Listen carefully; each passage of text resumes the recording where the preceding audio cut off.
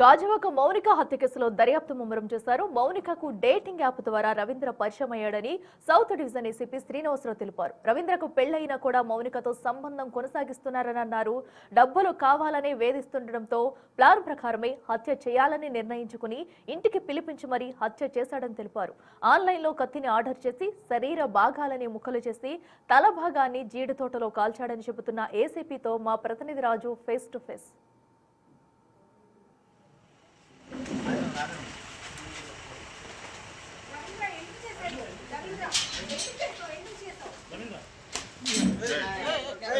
ఎవడమ్మని చంపేస్తారా? ఎవడమ్మని చంపేస్తావు? ఎవడమ్మని చంపేస్తారా?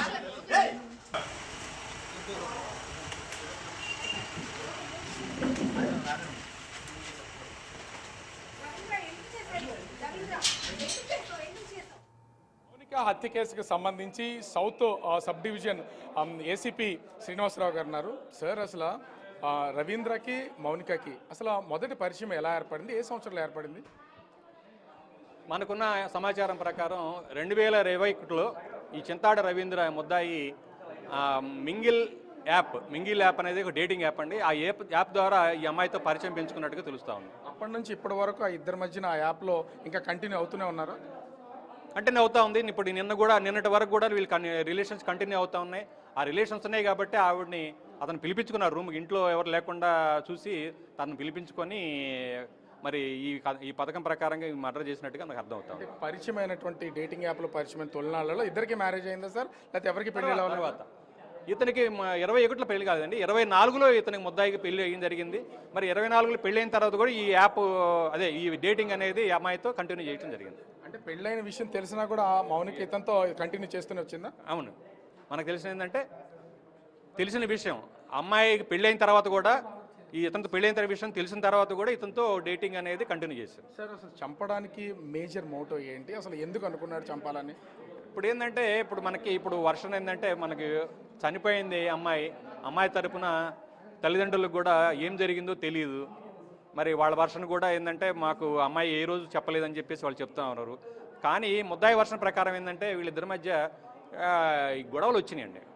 ఏంటంటే ఇతను చెప్పే వర్షన్ ఏంటంటే ముద్దాయి చెప్పే వర్షను ఇతను అమ్మాయి డబ్బులు డిమాండ్ చేస్తూ ఉంది హై స్టేక్స్లో.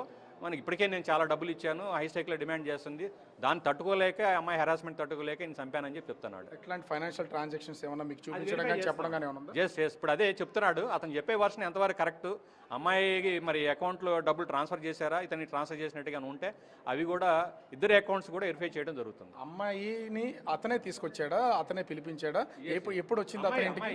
నిన్న ఉదయం అమ్మాయిని ఇతనే పిలిపించి పథకం ప్రకారమే అమ్మాయిని పిలిపించుకున్నాడు. ఇంటికి వచ్చిన తర్వాత ఏమైనా పెనుగులాట జరిగిందా, వాదన ఏమైనా జరిగింది ఇద్దరి మధ్యన? ఎస్. ఇప్పుడు అతను చెప్పే వర్షన్ ఏంటంటే మా ఇద్దరి మధ్య గొడవలు వచ్చినాయి, అమ్మాయి పెద్ద వాయిస్తో మాట్లాడుతూ ఉంటే చుట్టుపక్కల ఇంటర్న ఉద్దేశంతో ముక్కు నోరు మూసేశాను, ముక్కును గట్టిగా మూసేసే వరకు అమ్మాయి చనిపోయింది అని చెప్తున్నాడు. మరి ఈ కట్ చేయడం అనే ఆలోచన ఎందుకు వచ్చింది సార్ అసలు? అంటే బాడీని ఏమన్నా డిస్పోజ్ చేయడానికి చనిపోయిన తర్వాత ఆ డెడ్ బాడీని ఏ విధంగా డిస్పోజ్ చేయాలి, మరి ఈ విధంగా నేరం నుంచి ఎలా తప్పించుకోవాలన్న ఉద్దేశంతోనే అమ్మాయి యొక్క శరీర భాగాల్ని కట్ చేసి 3 రకాలుగా డిస్పోజ్ చేయాలన్న ఉద్దేశంతో అతను ఆలోచన చేశాడు. దానిలో భాగంగానే తల చేతులు కూడా మొదట తీసుకెళ్లి దూరంగా అడివార ప్రాంతంలో వీటిని పెట్రోల్ పోసి తగలబెట్టడం జరిగింది.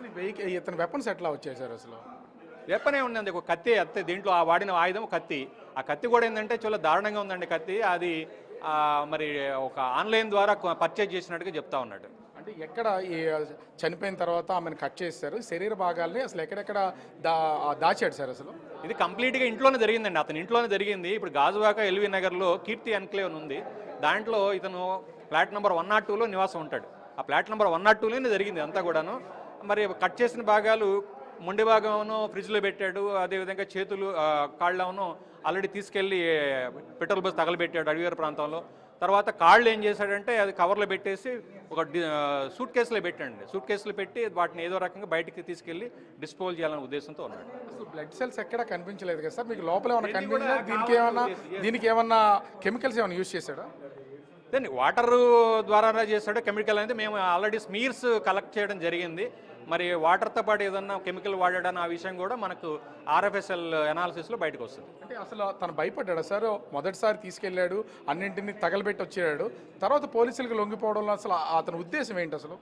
అతనికి ఏంటంటే ఒకటి అయిపోయింది, ఇంకా 3 భాగాలు ఉన్నాయి, 3 భాగాలు ఎలా చేయాలో అర్థం కాక అతను అంటే బేసిక్గా అతను నేరస్తుడేం కాదండి, గతంలో అంతకుముందు ఏం నేరాలు లేవు ఇతని మీద. అతను ఏం చేయాలో అర్థం కాక విధులేని పరిస్థితుల్లోనే అతను లొంగిపోవడం జరిగింది. అంటే పెట్రోల్ ఎక్కడి నుంచి వచ్చింది సార్? బయట ఓపెన్గా పెట్రోల్ కొనడం అనేది లేదు. పెట్రోల్ ఎందుకు దొరకదండి? పెట్రోల్ ఎందుకు దొరకదు? పెట్రోల్ బంకులో ఎవరికైనా అమ్ముతారు కదా. ఈ కేసుకి సంబంధించి అతను అంటే పేరెంట్స్ ఎవరైనా వచ్చారా? రవీంద్రకి సంబంధించినటువంటి పేరెంట్స్ కానీ వైఫ్ కానీ ఎవరైనా పిలిపించి ఇంతవరకు అయితే విషయం తెలిసి ఉంటుంది, కానీ ఇంతవరకు అయితే అబ్బాయి తరపున వాళ్ళు ముద్దాయి తరపు ఎవరు కూడా రాలేదండి. వాళ్ళకి ఇన్ఫర్మేషన్ ఇవ్వడం జరిగింది. వైఫ్తో ఏమన్నా మీరు మాట్లాడడం ఏమైనా జరిగిందా పోలీసుల వైపు నుంచి? తనకేమన్నా ఈ విషయం తెలుసా? డేటింగ్ యాప్ కంటిన్యూ అవుతామండి. ఇప్పుడు ఇతను అబ్బాయి ముద్దాయిని అరెస్ట్ చేశామన్న ఉద్దేశం వైఫ్కి తెలియపరచడం జరిగింది. అంటే ఆమెకేమన్నా ఈ యాప్లో కంటిన్యూ అవుతున్నా, డేట్ చేస్తున్నారనే విషయాలు ఏమన్నా తెలుసా అసలు? అమ్మాయిని ఇంకా విచారించలేదండి, విచారిస్తాం. సో ఫైనల్గా దీనికి సంబంధించి, ఈ కేసుకి సంబంధించి ఒక టోటల్ కన్క్లూజన్ రావాలంటే అమ్మాయికి న్యాయం జరగడానికి అతను ఉద్దేశపూర్వకంగానే చేశాడు అనుకోవచ్చా దీన్ని? ఎస్ ఉద్దేశపూర్వకంగానే చేశాడు.